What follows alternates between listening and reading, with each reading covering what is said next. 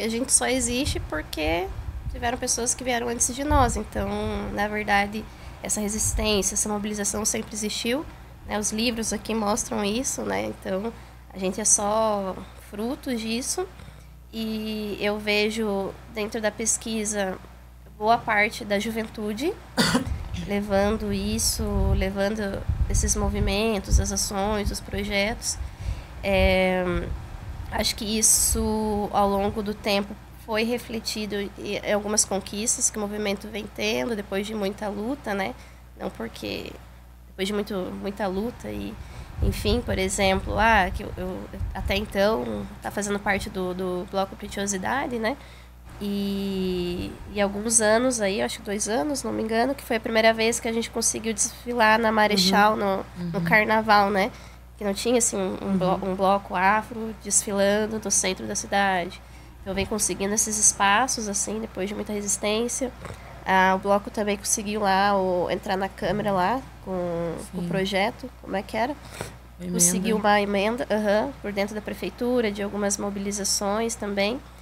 E eu acho que também reflete nos dados de como que, nesse último censo, ainda a gente não tem por bairro, mas na contabilidade total, aumentando essa porcentagem de pessoas negras em Curitiba.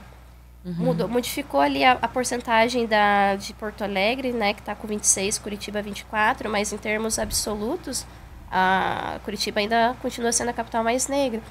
E todo esse trabalho vem do movimento negro, da juventude, de uma identificação e identidade negra. Então, você está numa sociedade 13 de maio, né, num bloco, da rede das mulheres negras. A identificação faz muita diferença para esse número aumentar. Né? Não é só estar ali, é uma questão de construção de identidade.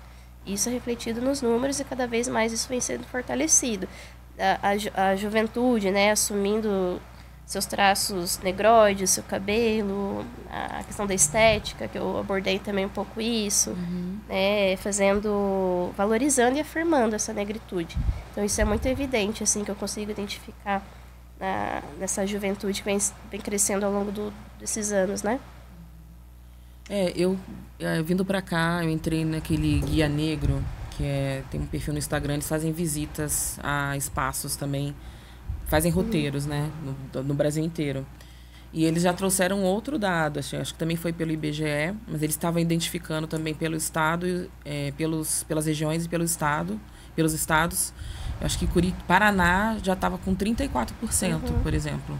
Na época que eu estava estudando também, mais envolvida com questões políticas, estava ainda no 27%, digamos assim. Então, é um salto Isso é uma coisa que eu tinha assim, até pensado em perguntar, que esse número ele aumenta, não necessariamente porque está vindo mais pessoas negras ou nascendo mais pessoas negras, mas pelo conta de identificação, autodeclaração, né? Sim. E dentro do meu trabalho, acho que eu estou fazendo agora estrategicamente também o caminho contrário. Apesar de entender um pouco, entender bastante, né, que a participação da juventude ela é primordial na continuidade. No caso do baile no samba, eu estou tentando focar agora no público 30 a mais. Exatamente por entender que se eles não estão no território, não está tendo essa troca.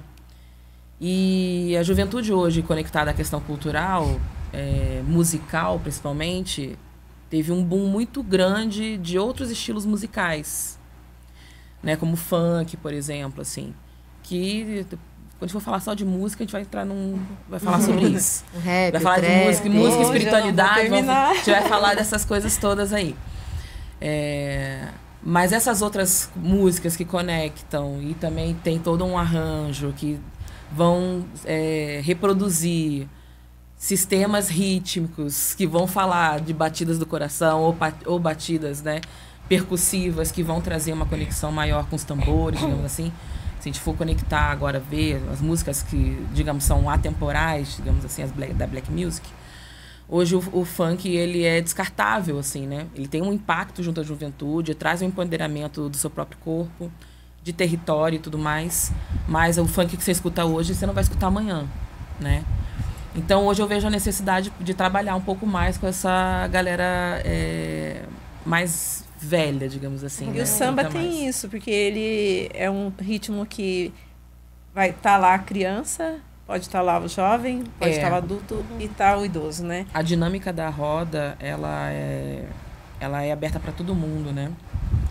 Mas do baile mesmo, enquanto tecnologia, eu tô tendo que focar agora num outro público para poder manter o baile vivo, inclusive. Porque hoje a juventude te contar, gente. Te contar.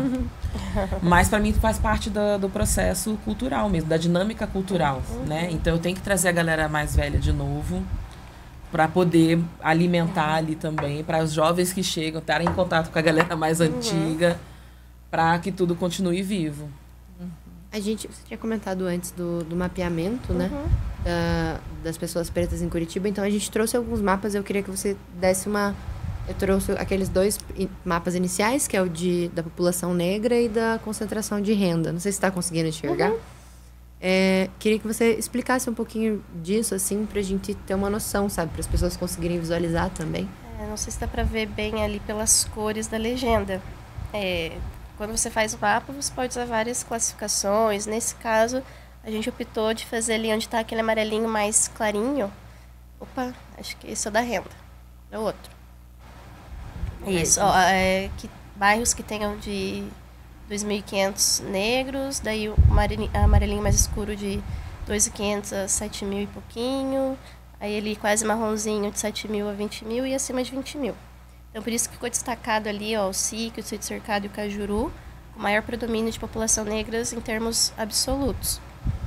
Se a gente for por termos de porcentagens, lá o Prado Velho, Prado Velho é maior.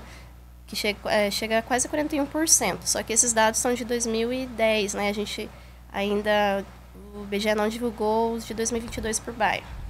Eu acho que é interessante falar sobre isso, que, na verdade, o primeiro dado divulgado, feito pelo IBGE por bairro, raça-cor, foi em 2010. Eu acho o primeiro e o único. Primeiro e único. Eu acho que era interessante a gente falar um pouco dessas dificuldades da pesquisa também. Uma das dificuldades de trabalhar a temática racial é essa falta de dados. Por quê? Muitos foram queimados, perdidos, ocultados, não tem interesse de se fazer, de divulgação, porque se você não racializa as coisas, você não evidencia desigualdade, não evidencia o racismo, logo não precisa combater. Então eu fiquei bem assim, nossa, como que não tem dados, né? Isso é um dos exemplos, fora outras coisas que não foram mapeados, não foram racializados. Isso sozinha, né? Você não tem como fazer esse mapeamento de todos os bairros de Curitiba. Não tem. Eles fazem para realmente não ter. Então, isso é um exemplo da dificuldade dos dados que a gente encontra no caminho. Claro, a gente vai contornando e encontrando outras formas, mas esse é o único dado que tem por bairro, no caso, né? Vamos ver se em 2022 eles irão divulgar. E é isso. Então, o centro e ao redor do centro predomina ali de pessoas brancas e também de alta renda, né? E como eu expliquei, os bairros mais afastados vão ficando mais enegrecidos, até mesmo extrapolando para a borda da região metropolitana, que é uma das pautas que eu pretendo fazer agora no doutorado também. Que é ali onde também. Está o Cajuru, que daí já vai...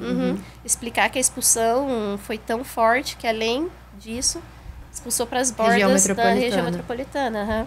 Que o preço do solo acaba sendo mais barato do que o centro ali e ao redor da cidade. E nesse a gente consegue ver a renda, né? Esse é por renda, Na verdade, já tem, era do próprio IBGE, do censo ali, né? Que eu peguei do próprio organização.